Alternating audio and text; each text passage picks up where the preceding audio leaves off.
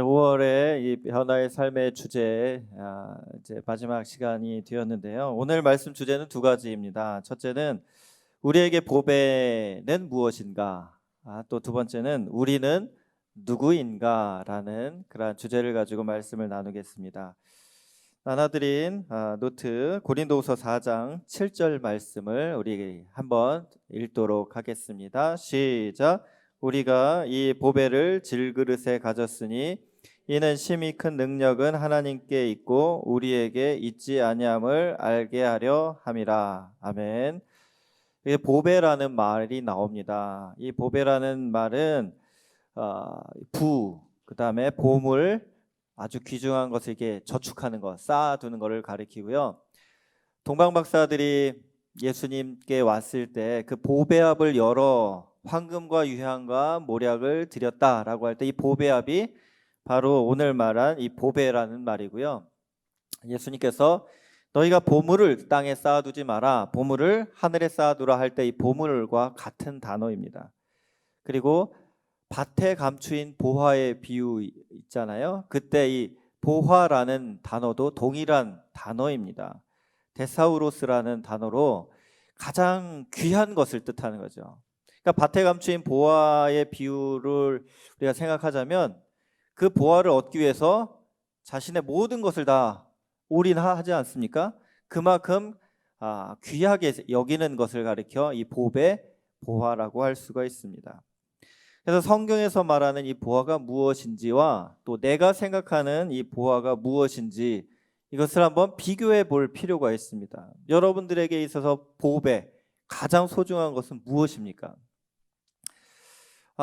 올해 주제가 변화의 삶인데요. 특별히 요즘에 나오는 이 주제의 그 중심 메시지는 재물에 대한 부분이거든요. 우리가 재물을 어떻게 다룰 것인가.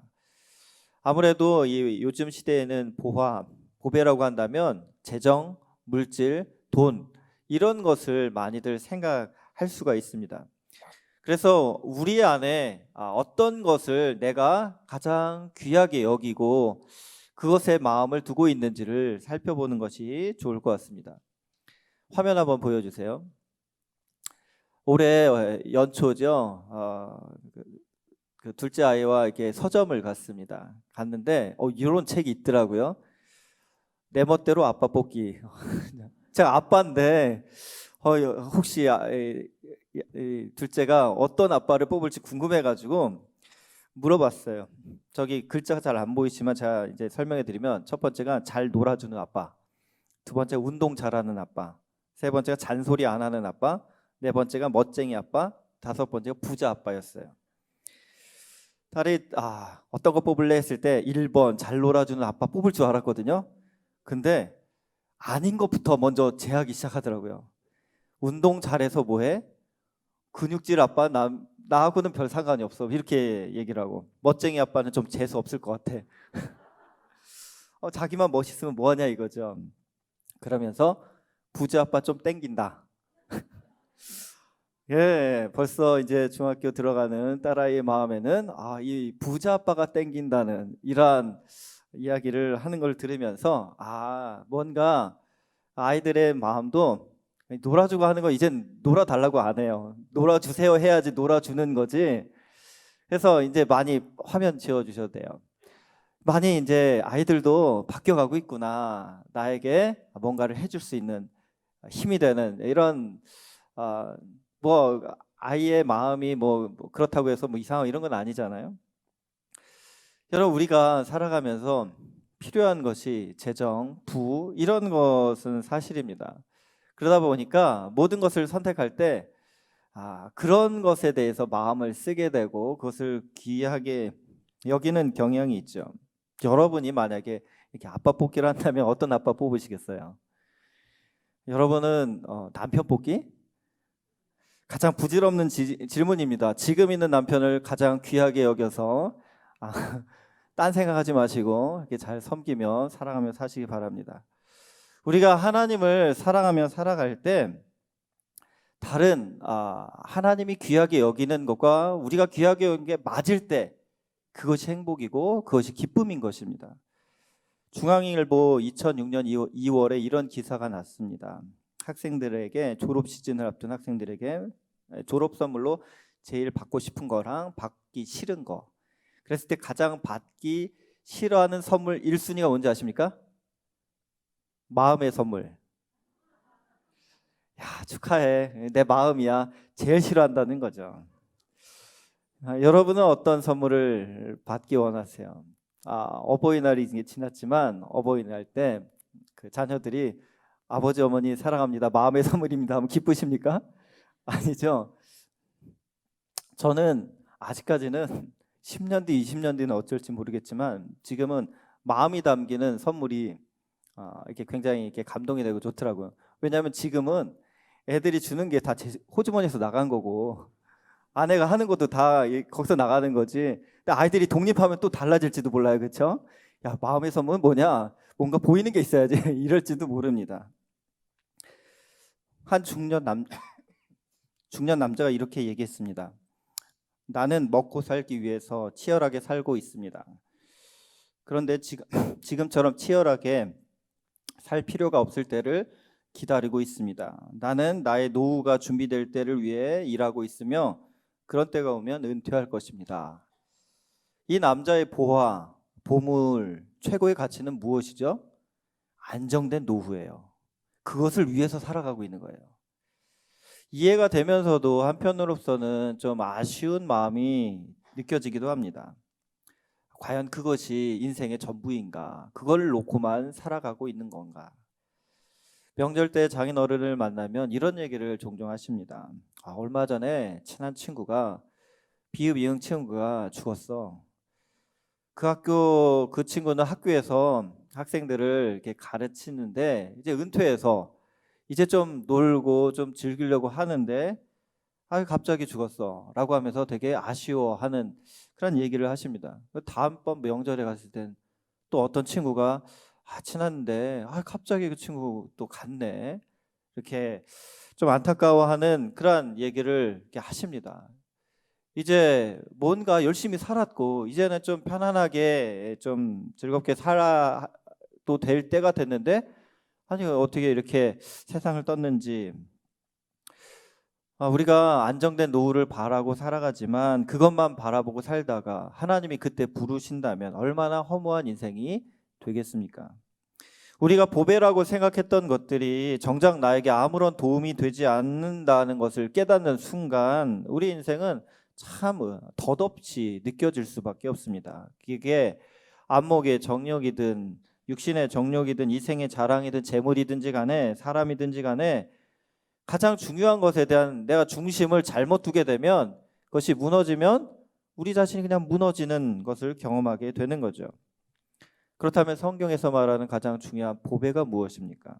나눠드린 노트 고린도후서 4장 10절 말씀을 우리 같이 읽겠습니다. 시작. 우리가 항상 예수의 죽음을 몸에 짊어짐은 예수의 우리 몸에 나타나게 하려 함이라. 다름 아니라 우리의 보배는 예수님의 생명입니다. 주 예수보다도 귀한 것은 없네라는 찬양이 있죠. 우리에게 가장 중요한 보배는 다른 게 아니에요. 예수님의 생명입니다. 우리 육신은 질그릇 같아요. 우리는 질그릇입니다. 그래서 깨지기 쉽고 상하기 쉽습니다만 우리 안에 주님의 생명이 있으면 아무리 짓눌려도 움츠러들지 않고 절망 속에서도 실망하지 않으며 박해를 받아도 버림당하지 않고 거꾸로 엎드림을 당할지언정 망하지 않는다. 마치 오뚜기처럼 다시 일어나는 그러한 생명력 있는 삶을 살 수가 있다. 이것이 오늘 바울이 우리에게 전하는 말씀인 것입니다. 그래서 보배가 무엇이고 또 우리 자신이 누구인지를 알아야 이 세상을 능히 승리하며 살아갈 수가 있습니다. 그러면 이제 우리가 누구인지를 하나하나 살펴볼 텐데요. 첫 번째, 직분 맡은 자입니다. 저를 따라 하실까요? 나는 직분을 받은 사명자입니다. 다시 한번요. 나는 직분을 받은 사명자입니다. 나눠드린 노트 고린도후서 4장 1절 함께 읽겠습니다. 시작. 그러므로 우리가 이 직분을 받아 긍휼하심을 입은 대로 낙심하지 아니하고. 이 직분이란 말은 디아코노스라는 말로 써요. 시중 드는 사람, 심부름하는 사람, 종으로서 주인을 섬기는 사람. 지난주에 했던 이 섬기는 사람을 가리켜 이 디아코노스, 그것을 가리켜 직분이라고 하는 겁니다. 그래서 성경에 보면 이 직분에 대해서는 선생, 그다음에 목사, 집사, 뭐 감독 이런 위치들이 다 직분이에요. 섬기라고 주시는 거예요. 그러니까 직분은 섬기는 역할이지 명예로 주는 게 아니에요. 아, 나 30년 교회 다니는데 왜 직분 안 줘? 그분이 아무 섬기는 게 없으면 드릴 수가 없는 거예요. 아무리 오래 다녔다고 해서 줄 수 있는 게 아니에요. 직분은 섬기고 열심히 주님 앞에 헌신하는 자에게 충성되다 여겨서 주는, 더 잘 섬기십시오라고 하는 그러한 하나님께서 주신 권한이라는 거예요. 나눠드린 노트에 고린도전서 4장 1절과 2절 말씀을 우리 같이 읽겠습니다. 시작. 사람이 마땅히 우리를 그리스도의 일꾼이요 하나님의 비밀을 맡은 자로 여길지어다. 그리고 맡은 자들에게 구할 것은 충성이니라. 일꾼이란 말이죠. 일하라는 거예요. 여러분들 직분 있으시죠? 이걸 귀하게 여기셔야 됩니다. 그리고 그것을 가르쳐 섬기는 일에 충성을 다해야 됩니다. 그래서 하나님의 섬기는 직분 맡은 사람이 바로 나다. 하나님을 섬기고 이웃을 섬기는 것, 이 삶이 나에게 중요한 나의 본분이다라는 것을 늘 기억하시기 바랍니다. 두 번째, 우리는 누구입니까? 긍휼하심을 입은 자입니다. 저를 따라 하실까요? 나는 하나님의 긍휼하심을 입었습니다. 직분을 왜 주셨을까요? 그것은 우리가 훌륭해서가 아니에요. 전적으로 하나님께서 우리를 긍휼히 여기셔서 우리를 자비하게 대하시기 때문에 직분을 주신 겁니다. 이거에 대한 표현을 개역 개정이나 이런 본문보다는 세 번역이 잘 해놨어요. 그래서 화면 보시면서 우리 같이 읽겠습니다. 시작.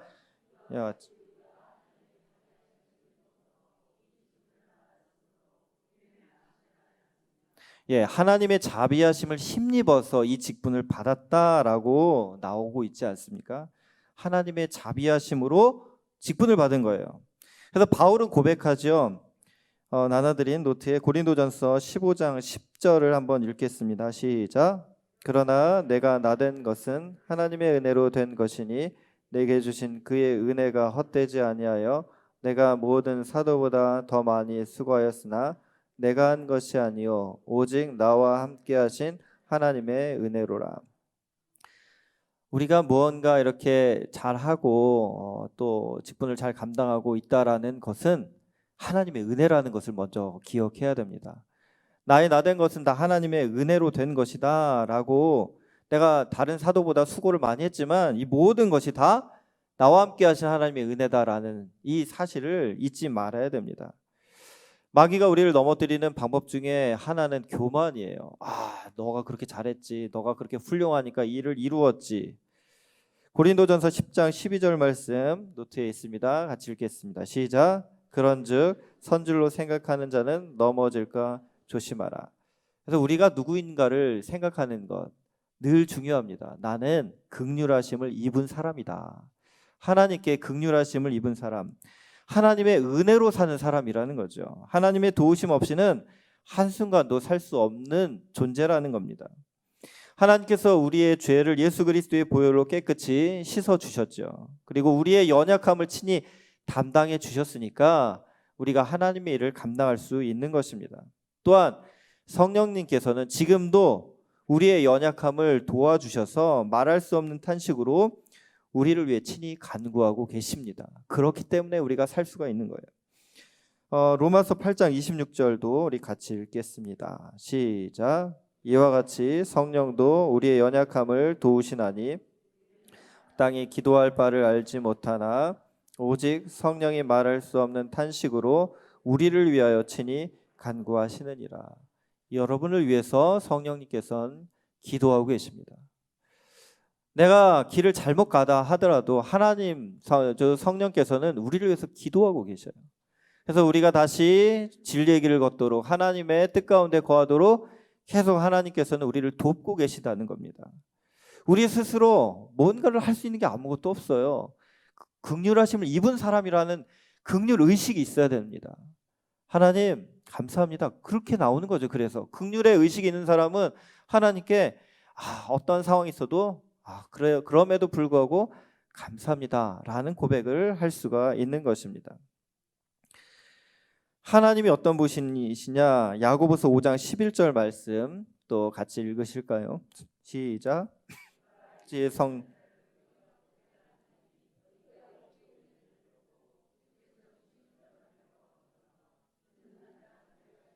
긍휼히 여기시는 이시니라. 예, 여기 보면은 주는 가장 자비하시고 긍휼히 여기시는 분이시다. 하나님이 누구신가라고 누가 묻는다면 하나님은 사랑이십니다. 하나님은 공의로우십니다. 하나님 거룩하십니다. 뭐 여러 가지 인자 자비가 많으십니다라고 이렇게 표현하면서 하나님은 긍휼히 여기시는 분이시다라는 것도 꼭 기억하시기 바랍니다. 자, 우리가 긍휼하심을 받았습니다. 그러면 우리는 어떻게 살아야 됩니까? 그 긍휼함을 가지고 우리와 만나는 이들을 긍휼히 여기며 살아가야 됩니다. 마태복음 5장 7절 시작. 긍휼히 여기는 자는 복이 있나니 그들이 긍휼히 여김을 받을 것이며. 팔복 중에 나오는 말씀이죠. 복 있는 자 어떤 자입니까? 긍휼히 여기는 자라는 거예요.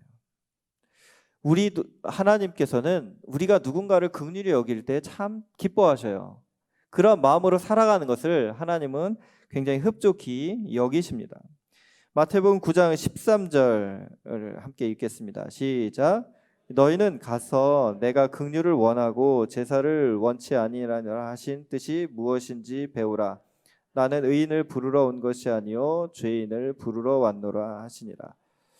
하나님이 원하시는 것은 긍휼이라는 거예요. 우리가 살아가다 보면 좀 마음에 힘들게 하는 사람, 어렵게 하는 사람, 또 안 맞는 사람 많이 만나죠. 그럴 수 있습니다. 그런데 우리가 반듯하고 올바르고 다 괜찮은 사람만 이게 그런 사람들하고만 친하게 지낸다면 그거는 악한 사람들도 다 그건 하는 거예요. 하나님 원하시는 건 뭐예요? 의인을 부르러 온 것이 아니라 죄인을 부르러 왔다. 연약하고 부족하고 허물 있는 사람들에 대해서 긍휼히 여기었으면 좋겠다. 내가 인자한 것처럼 너희도 인자하기 원한다. 내가 자비하듯이 너희도 자비하기를 원한다. 이게 하나님의 마음이고 주님을 닮아가는 사람들의 모습입니다. 만약에 그렇지 않다면 야고보서 2장 13절에 말씀이 임하게 됩니다. 시작. 긍휼을 행하지 아니하는 자에게는 긍휼 없는 심판이 있으리라. 긍휼은 심판을 이기고 자랑하느니라. 굉장히 센 말씀이죠. 긍휼이 없다라고 한다면 긍휼 없는 심판을 한번 받아봐라 이겁니다. 이건 무서운 얘기죠. 그래서 우리가 하나님 말씀, 이게 기록된 말씀 아닙니까? 그냥 제가 제 생각으로 얘기한 게 아니에요. 성경에 있는 말씀을 가지고 얘기한 거예요. 이 말씀은 그대로 임한다는 거예요. 그러면 우리가 긍휼히 살아가는 것은 복 있는 자의 삶이고 또한 우리가 복을 받기 위해서 매우 중요한 그러한 삶의 모습이라는 겁니다. 우리 안에 긍휼함이 메마르지 않도록 기도하십시오. 우리 안에 하나님의 사랑이 메마르지 않도록 기도하십시오. 우리가 하루라도 기도하지 않으면 그 마음이 메마를 수밖에 없어요. 그래서 전에도 말씀드렸다시피 은혜는 하루치씩 주십니다. 일용할 양식으로 주셔요. 내일 은혜를 오늘 한꺼번에 주시지 않아요. 오늘 내가 은혜 받지 않으면 어제 은혜 받았어도 오늘 시험에 빠지고요, 죄를 짓고요, 막 각박해집니다. 순식간이에요. 그날 하나님의 은혜를 사모하게끔 하나님 만드셨어요. 나와 교제하지 않으면 생명을 잃어버린다, 메말라간다, 이거예요. 계속 붙어 있는 거지. 한번 붙어 있다가 떨어졌다가 붙어 있다 떨어졌다, 이거는 능력이 없는 삶이죠. 계속 붙어 있어야 돼요. 오늘 은혜는 그날 살아갈 수밖에 없는 거예요. 그래서 매일 매 순간 날마다 쉼 없이 기도하는 삶이 우리의 생명력을 유지시키고 예수의 생명이 우리 안에 능력 있게 나타나게 하는 비결임을 잊지 마시기 바랍니다. 주님과의 교제, 여러분, 이것은 우리의 생명입니다. 주님과의 만남과 주님 앞에 엎드리고 머무는 시간, 우리 삶에 그 가장 소중한 것임을 기억하시기 바랍니다. 지금 막 세상은 분주하죠. 막 우리가 번민되는 거 많고 힘든 게 많아요. 그럴 때일수록 우리는 하나님 앞에 엎드려야 됩니다. 하나님 앞에 나아가시기를 주님의 이름으로 축원합니다. 세 번째, 우리는 누구냐? 낙심하지 않는 자입니다. 저를 따라 하실까요? 나는 낙심하지 않습니다. 다시요. 나는 낙심하지 않습니다. 고린도 후서 4장 1절 나눠드린 그 본문 함께 읽겠습니다. 시작. 그러므로 우리가 이 직분을 받아 긍휼하심을 입은 대로 낙심하지 아니하고, 아유, 낙심하죠. 그렇죠? 낙심할 때도 많이 있죠. 근데 왜 이 말씀을 하셨습니까? 왜 우리가 낙심하지 않는다고 이렇게 선언을 합니까? 앞에 두 가지 이유 때문입니다. 첫 번째, 하나님이 우리를 긍휼히 여기시기 때문이고요. 또 한 가지는 하나님이 우리에게 직분, 사명을 주셨기 때문이라는 거예요. 하나님의 긍휼하심을 입었다는 말은 하나님이 우리를 아신다는 얘기예요. 우리가 연약하고 넘어지기 쉽고 가련하고 지치고 상한 심령임을 하나님이 아시기 때문에 하나님이 너의 모든 것을 하나님이 아시고 그래서 너를 붙들어주고 계시니까 너 낙심하지 않아도 돼. 낙심할 이유 없어. 나의 허물과 죄를 하나님 너를 사하셨어. 하나님 앞에 돌아오면 하나님 너를 끝까지 붙들어주셔. 하나님 너를 얼마나 사랑하시는데 이 하나님의 긍휼하심으로 우리는 낙심하지 않을 수 있다라는 얘기입니다. 우리가 살다 보면 별의별 일을 다 겪습니다. 내가 원하지 않아도 악한 일을 만날 때도 있어요. 내가 아무리 운전을 잘하고 조심해도 교통사고 나면 나는 거예요. 상대방이 과실을 하면 어쩔 수가 없어요. 세상에는 시험이 많이 있죠. 그래서 주기도문, 예수님께서 가르쳐 주신 기도 가운데 맨 뒷부분이 뭐죠? 시험에 들게 하지 마시고 다만 악에서 구하옵소서. 악이 있다는 거예요. 악한 것의 공격이 있기 때문에 보호하심을 위한 기도가 필요하다는 겁니다. 사단은 우리를 계속 삼키려고 호시탐탐 노리고 함정 파고 우리 마음 후벼 파고 막 공격해요. 영적인 전쟁이 날마다 치열하게 일어나고 있어요. 그러다 보면 우리는 절망적인 현실을 마주할 때도 있습니다. 너무나도 하루하루 살기가 힘들 때가 있어요.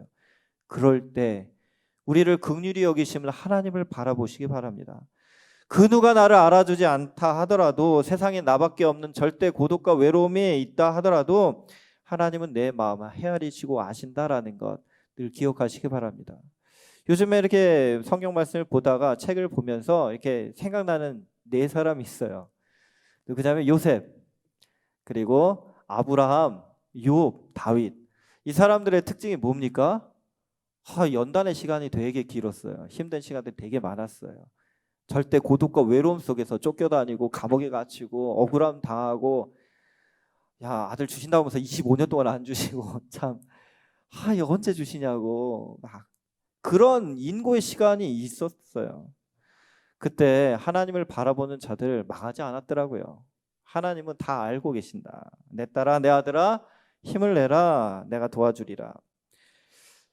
또 한 가지 우리가 낙심하지 않을 이유가 무엇입니까? 사명이라는 거예요. 사명이 있다라는 것은 하나님이 불러가실 때가 따로 있다는 거예요. 어떠한 삶의 역경과 환경이 아무리 나를 에워싸고 우겨쌈을 당하더라도 사명, 직분을 주셨다라는 것은 너에게 아직 할 일이 남아 있다라는 거예요. 내가 악한 길에서 방황하는 것이 아니라면 사명자는 사명을 다하기까지는 하나님 불러가지 않으신다는 거예요. 바울이 낙심하지 않을 이유를 뭐라고 들지 않았냐면 문제를 해결해 주셔서 내가 낙심하지 않습니다. 부자가 되게 해주셔서 낙심하지 않습니다. 내 소원을 이루게 해주셔서 저희 사탄의 가시를 없애주셔서 낙심하지 않습니다. 이게 아니었어요. 사탄의 가시는 그대로 남아 있었어요. 하지만 그것 때문에 하나님의 그 거절 때문에 낙심하지 않았어요. 오히려 크게 기뻐했습니다. 야 나의 나된 것은 하나님의 은혜고 내가 약할 때 강한 것이구나. 내 은혜가 내게 족하구나. 하나님의 그 말씀 그대로 믿은 겁니다. 사랑하는 성도 여러분, 우리가 이길 수 있는 힘은 내 마음의 소원이 원함이 이루어져서가 아니라는 거예요. 하나님이 나와 함께 하시고 내 안에 하나님의 뜻이 있기 때문에 세상을 담대하게 이길 수 있다는 것을 늘 기억하시기 바랍니다. 우리가 우리 본문을 알 때 바울은 고린도후서 4장 2절에서 주의사항을 알려주고 있습니다. 함께 4장 2절을 읽겠습니다. 시작. 이에 숨은 부끄러움의 일을 버리고 속임으로 행하지 아니하며 하나님의 말씀을 혼잡하게 하지 아니하고 오직 진리를 나타내므로 하나님 앞에서 각 사람의 양심에 대하여 스스로 추천하노라. 우리의 정체성을 무너뜨리는 이 세 가지를 경계하십시오. 그 포도원을 허는 게 뭐냐면 작은 여우라고 돼 있어요. 큰 늑대가 아니라 곰이 아니라 작은 여우, 그거 하나 때문에 포도원이 무너지는 거예요. 마찬가지로 우리의 정체성이 있어요. 하나님이 나는 너를 이렇게 생각한다, 넌 이런 자다라고 얘기하셔도 무너질 수 있어요. 그게 뭐냐면 첫 번째, 부끄러움의 일. 부끄러움의 일이란 뭐예요? 죄를 짓는다는 얘기죠. 아담과 하와가 죄를 짓고 제일 먼저 나타난 반응이 뭐예요? 부끄러워했다는 거예요. 하나님 앞에서 부끄러워하게 됩니다. 하나님의 백성이 죄를 지으면 자신을 숨깁니다. 그 죄로 인해서 하나님과의 관계, 사람과의 관계가 무너지게 됩니다. 영성이 무너지고 모든 은혜가 사라집니다. 죄가 그렇게 무서운 거예요. 부끄러운 일을 공동 번역에서는 드러내지 못할 창피한 일들을 다 버렸다, 이렇게 표현하고 있습니다. 그래서 우리는 부끄러움의 모든 죄, 은밀해지는 죄, 떳떳하지 않은 것들이 있다면, 우리의 마음을 찌르는 어떤 잘못된 것들이 있다면 단호하게 정리를 해야 돼요. 날마다 그것이 무엇인지 기도하면서, 분별하면서 말씀으로 쳐내고 회개함으로 정결함을 입도록 늘 힘써야 됩니다.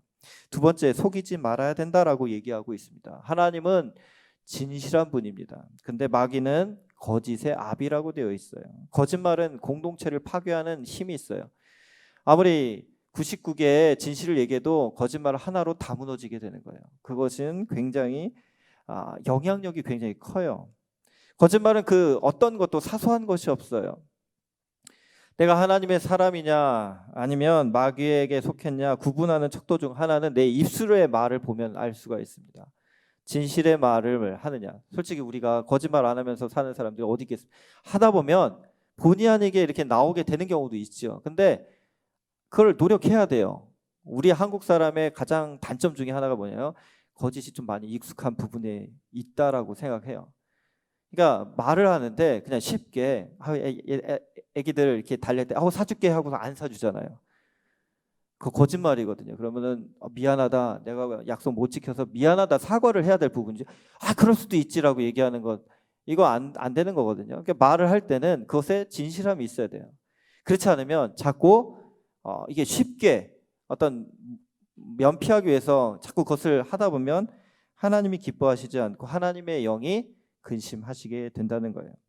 그래서 나의 입술의 모든 말과 내 마음의 묵상이 주님께 연락되도록 우리는 항상 입술에 파수꾼을 세워주옵소서. 내 마음에 항상 진실함이 나올 수 있도록 도와주옵소서. 기도해야 됩니다. 세 번째는 하나님의 말씀을 혼잡하게 하지 말라. 이단들이 많았거든요. 신천지 얼마나 말씀을 혼잡하게 합니까? 하나님의 교회 혼잡하게 하고 모든 이단들의 특징들이 말씀을 잘못 해석하는 거예요. 이런 일들이 있으면 우리의 정체성이 무너진다는 거예요. 네 번째, 나는 누구입니까? 나는 예수 그리스도는 주님이심을 선포하는 자인데 저를 따라 하실까요? 나는 예수 그리스도께서 주님이심을 선포하는 예수님의 증인입니다. 선포하는 예수님의 증인입니다. 우리는 예수님의 증인입니다. 고린도후서 4장 5절 말씀을 한번 읽어봅시다. 시작. 우리가 우리를 전파하는 것이 아니라 오직 그리스도 예수의 주되신 것과 또 예수를 위하여 우리가 너희의 종된 것을 전파함이라. 매우 중요한 부분입니다. 우리가 누구냐라고 했을 때 예수님은 그리스도여 살아계신 하나님의 아들이십니다. 이 진리를 선포하는 자입니다. 우리 정체성에서 이것이 빠지면 안고 없는 찐빵 같아요. 본질을 잃어버린 것과 같습니다. 우리는 복음의 증인입니다. 우리는 변화시키는 자는 아니에요. 우리는 전하는 자입니다. 이걸 착각하면 안 돼요. 우리는 발광체가 아니에요. 반사체잖아요. 전하면 돼요. 그게 우리의 사명이에요. 바꿔놔라. 어떻게 바꿉니까? 나 자신도 내가 막 바꾸지 못하는데 제대로. 하나님의 능력으로 변화가 되는 거지, 하나님이 일하시는 거지, 나는 결과를 놓고 막 그렇게 힘들어하는 게 아니라 전하기만 하면 돼요. 여러분, 그래서 바울 사도가 오늘 얘기한 게 뭡니까? 복음을 전해도 안 믿는 사람들이 있다, 이걸 얘기하고 있어요. 고린도후서 4장 3절과 4절 읽겠습니다. 시작. 만일 우리의 복음이 가리었으면 망하는 자들에게 가리어진 것이라. 그 중에 이 세상의 신이 믿지 아니하는 자들의 마음을 혼미하게 하여 그리스도의 영광의 복음의 광채가 비치지 못하게 함이니 그리스도는 하나님의 형상이니라. 복음을 전했어요. 근데 이 사람이 영 안 듣네. 그건 뭐예요? 또 못 전해서 그래. 또 좀 잘하지. 이렇게 생각하지 말라는 거예요. 전했는데 안 듣는다. 내 말에 능력이 없어. 이게 아니에요. 듣는 자가 지금 미혹의 영에 가려져서 못 듣고 있다, 이거예요. 복음의 광채를 비췄지만 뭔가로 이렇게 가림막이 있어가지고 빛이 전해지지 않는다는 거예요. 그 못 전하게 하는 게 뭡니까? 마귀가 하는 거예요. 이 세상의 신이라고 하죠. 화면 보여주세요. 요한복음 12장 31절 시작. 이제 이 세상 이르렀으니 이 세상의 임금이 쫓겨날. 이 세상의 임금이라고 표현하고 있습니다. 에베소서 2장 2절 시작.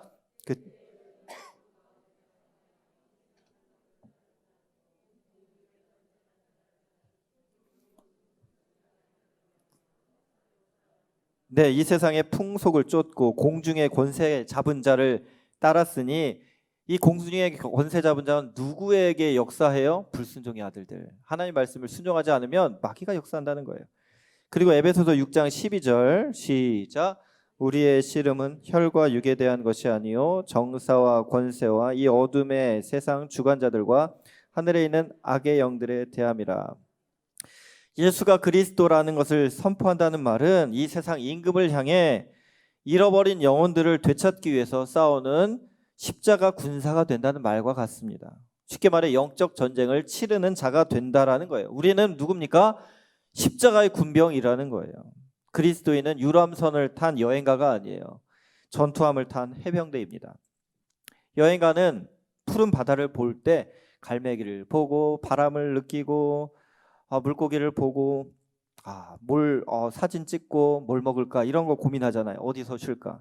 근데 전쟁에 참전한 군인은 적진을 어떻게 탈환할까, 어떻게 하면 적들을 물리칠까, 어떻게 하면 안전하게 포로들을 구출할까, 적의 공격은 어떤가, 내 방어 상태는 어떻고 내 공격 무기는 어떤가, 내 전략은 어떤가, 늘 눈에 긴장을 풀지 않고 깨어서 만일의 사태를 대비합니다. 복음을 전한다는 것은 단지 예수님 믿으세요라는 차원을 뛰어넘어서 혼미케 하는 악한 영과 영적 전쟁을 치르는 것을 의미합니다. 사랑하는 성도 여러분, 이 땅에 하나님 나라가 이루어지도록 하나님 우리를 부르셨는데 어떤 노력을 기울이고 계십니까? 불신 가족뿐만 아니라 가족 중에 믿음이 연약하거나 영적으로 흔들리는 가족이 있다면 그를 위해 기도하고 사랑하고 섬기고 또 내가 하나님의 말씀 가운데 더 온전히 서도록 하는 이 모든 것이 영적인 전쟁을 치르는 것과 같습니다. 내가 믿음으로 서지 않으면 전쟁 자체를 온전히 할 수가 없어요. 내가 하나님 앞에 깨어 기도하는 것 자체가 이것이 바로 예수는 그리스도라는 것을 세상에 선포하는 일이 된다라는 거예요. 여러분 그냥 복음을 전하는 것도 이거 굉장히 필요해요. 이거 반드시 해야 됩니다. 그런데 내가 하나님을 기쁘시게 하면 내가 있는 곳에서 하나님의 능력과 영광이 나타난다는 거예요. 요셉의 삶을 보세요. 그가 하나님과 함께 하심으로 형통한 자가 되었습니다. 사람들이 다 인정해요. 바로도 인정해요. 바로 요셉이 뭐라고 했어요? 요셉이 하나님이 하시면 하나님 얘기를 했잖아요. 그런데 요셉을 보고 하찮게 여기면 그 말이 그냥 묻히게 돼요. 근데 요셉을 보니까 하나님의 영이 충만했어요. 지혜가 있어요. 권세가 있어요. 그러니까 바로가 그 마음이 변화가 있는 거야. 물론 하나님 모든 역사죠. 근데 우리가 하나님 앞에 그래서 거룩하고 신실하고 기도하며 깨어 있을 때 거기서 나타나지 말라고 해도 하나님의 능력과 역사와 복음의 증거가 나타나게 된다라는 것 기억하시기 바랍니다. 그래서 예수님께서는 제자들에게 너희가 예루살렘 떠나지 말고 모여서 기도해라. 그럼 성령이 임할 것이다. 가장 중요한 게 뭐예요? 성령이 충만하면 그때 나가니까 역사들이 나타난 겁니다. 야고보서 4장 7절 말씀 함께 읽겠습니다. 시작. 그런즉 너희는 하나님께 복종할지어다. 마귀를 대적하라. 그리하면 너희를 피하리라. 예수 그리스도께서 주님이심을 날마다 선포하며 사시기를 주님의 이름으로 축원합니다. 다섯 번째, 우리는 누구입니까? 하나님의 영광을 깨닫는 자입니다. 저를 따라해 보실까요? 나는 하나님의 영광을 깨닫는 성도입니다. 고린도후서 4장 6절 말씀을 한번 보세요. 시작. 어두운 데 빛이 빛이라 말씀하셨던 그 하나님께서 예수 그리스도의 얼굴에 있는 하나님의 영광을 아는 빛을 우리 마음에 비추셨느니라. 하나님의 영광을 아는 빛을 우리에게 비추셔서 우리는 하나님의 영광을 아는 자가 되었다는 거예요. 세상 사람들은 하나님의 영광을 몰라요. 그 가치를 모릅니다. 하나님의 백성만이 하나님의 영광을 알 수 있다는 겁니다. 그런데 이 영광이 얼마나 귀하고 높고 아름답고 풍성한지를 깊이 깨달을수록 우리가 그것에 마음을 더 쏟게 되어 있습니다. 화면 한번 보시고요. 그래서 이런 기도가 필요합니다. 시작. 우리 주 예수 그리스도의 하나님 영광의 아버지께서 지혜와 계시의 영을 너희에게 주사 하나님을 알게 하시고 너희 마음의 눈을 밝히사 그의 부르심의 소망이 무엇이며 성도 안에서 그 기업의 영광의 풍성함이 무엇이며 그 힘의 위력으로 역사하심을 따라 믿는 우리에게 베푸신 능력의 지극히 크심이 어떠한 것을 너희로 알게 하시기를 구하노라. 이 기도를 날마다 하시기 바랍니다. 주님도 알기 원합니다. 주님을 알기 원하고 주님의 영광을 알기 원합니다. 하나님 우리에게 주시고자 하는 그 귀한 것을 알기 원합니다. 여러분, 제가 이 극단적인 예예요. 영광을 사모하는 사람들의 선택에 대해서 잠깐 말씀드리려고 합니다.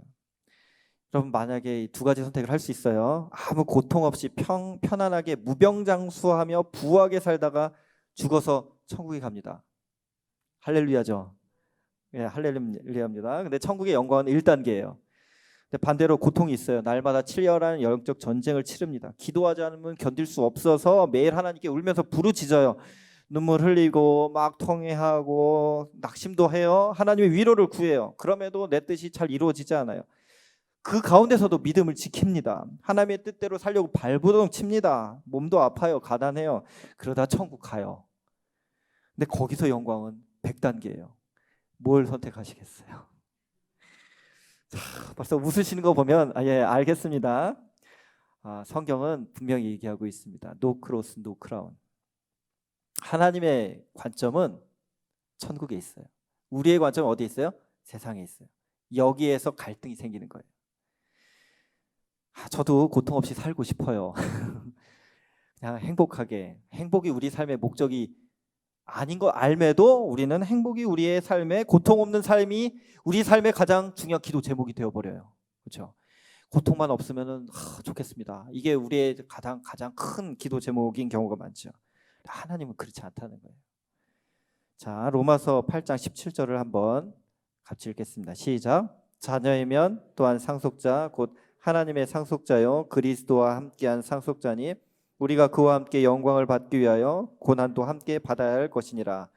생각하건대 현재의 고난은 장차 우리에게 나타날 영광과 비교할 수 없느니라. 만약에 이 세상의 편안과 부와 이 무병장수가 하나님이 기뻐하시는 가장 최고의 그거라면 순교자 없어야 돼요. 다 그냥 잘 살고 그래야 돼요. 근데 하나님 순교자들을 세우셨어요. 고통을 허락하셨어요. 핍박을 허락하셨어요. 우리에게 연단을 허락하셨어요. 왜? 하늘나라에서 더 큰 영광을 우리에게 주시기 위해서. 에가서 3장 33절 말씀 시작. 주께서 인생으로 고생하게 하시며 근심하게 하심은 본심이 아니에요. 하나님이 이거 기뻐서 하시는 거 아니에요. 본심 아니에요. 그런데 이 다윗이 고백합니다. 시편 119편 71절 시작. 고난당한 것이 내게 유익이라 이로 말미암아 내가 주의 율례들을 배우게 되었나이다. 고린도후서 4장 17절 시작. 우리가 잠시 받는 환난에 경한 것이 지극히 크고 영원한 영광에 중한 것을 우리에게 이루게 함이니. 할렐루야. 고통이 있으시죠? 고통, 씨름, 십자가 다 있으십니다. 이것을 회피하지 마시고요. 이 가운데 이것은 반드시 잘만 다루면 우리에게 큰 영광으로 하나님께서 안겨주시는 그러한 재료가 된다는 것을 꼭 기억하시기 바랍니다. 낙심하지 마십시오. 인내하십시오. 소망을 가지십시오. 하나님의 영광을 바라보십시오. 그래서 끝까지 믿음의 승리자들이 되시기를 축복합니다.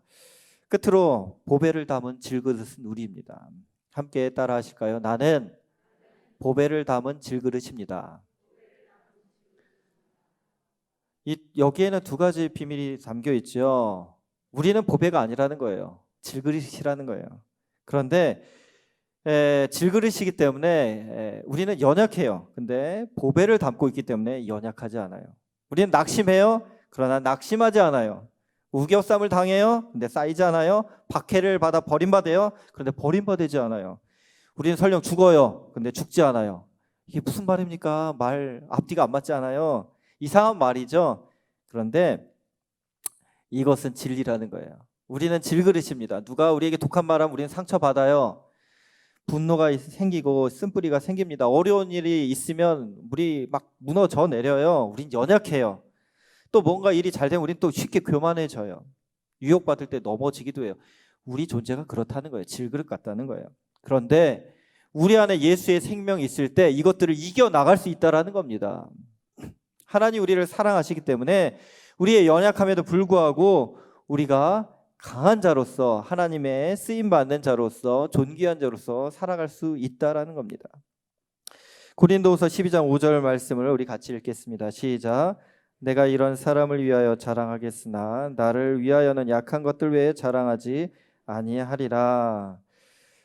고린도후서 12장 10절 말씀 시작. 그러므로 내가 그리스도를 위하여 약한 것들과 능욕과 궁핍과 박해와 곤고를 기뻐하노니 이는 내가 약한 그때 강함이라.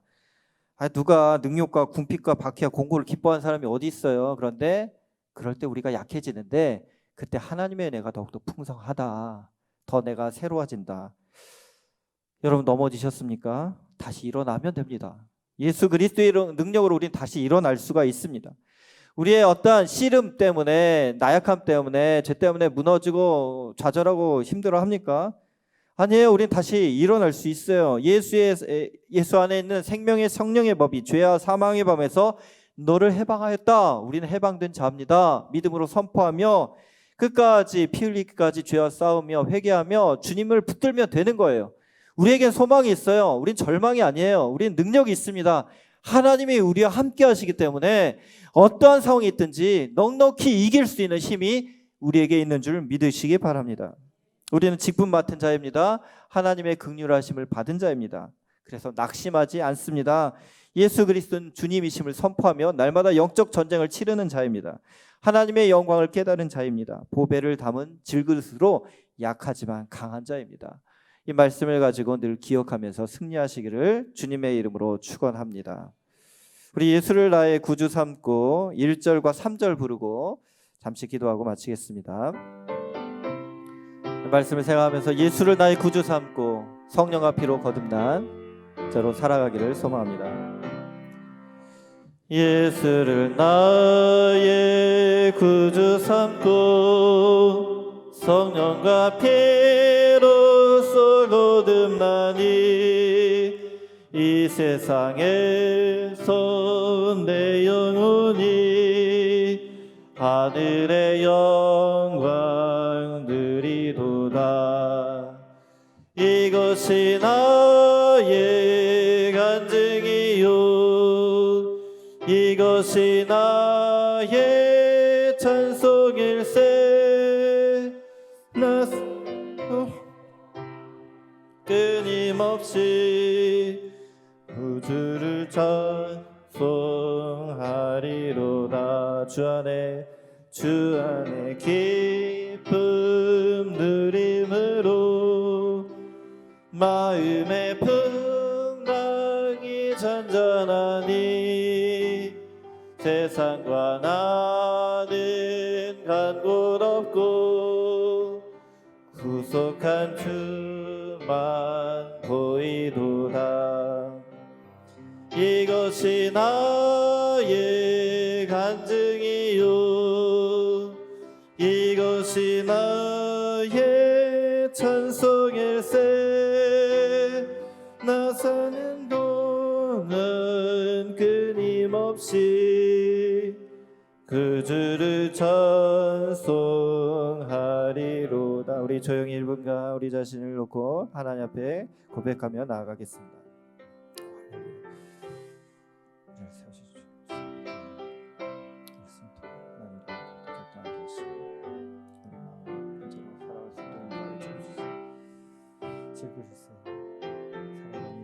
보배를 담은 존재하시고 역사하옵소서. 하나님 아버지, 우리를 부르셔서 하나님 자녀 삼아주시고 예수의 생명이 우리 안에 있도록 인도하심으로 어떠한 상황 가운데서도 낙심하거나 절망하지 않도록 다시금 힘주시고 이겨나갈 수 있도록 인도하시니 감사합니다. 하나님, 우리를 바라보는 관점으로 우리 자신을 보게 하여 주옵소서. 세상의 기준으로 우리가 삶의 목표를 세우고 살아가지 않게 하여 주옵소서. 말씀을 가지고 기도함으로 가장 영광스럽고 귀한 것을 찾으며 구하며 하나님과 함께 동행하며 주님 나라 갔을 때 주님의 칭찬과 상급이 있는 복된 인생 될 수 있도록 인도하여 주옵소서. 이제는 우리 구주 예수 그리스도의 은혜와 하나님 아버지의 그 크신 사랑하심과 성령의 감화감동 교통하심이 더욱더 우리 자신을 겸손하게 하나님 앞에 낮추고 주님 뜻에 순복하며 하나님을 영화롭게 하는 인생이 되기 위하여 더욱더 믿음으로 나아가기를 소망하는 여기모인 모든 주님의 자녀들 위해 이제로부터 영원토록 함께 하시기를 간절히 축원하옵나이다. 아멘.